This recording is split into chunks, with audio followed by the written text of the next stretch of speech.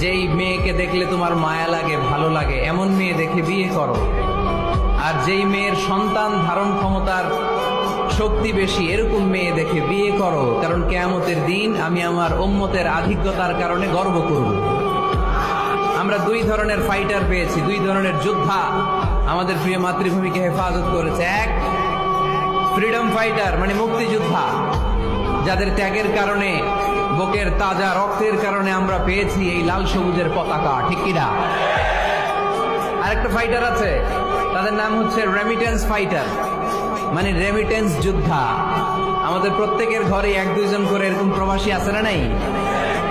তারা যদি দেশের বাইরে কোনো জায়গায় সুইপারের কাজও করে, মানে ঝাড়ুদারের কাজও করে, মালয়েশিয়াতে যদি 1000 রিঙ্গিটও যদি সে বেতন পায়, তার 20,000 টাকা আমার বাংলাদেশে ঢুকে। তাদের পাঠানো টাকা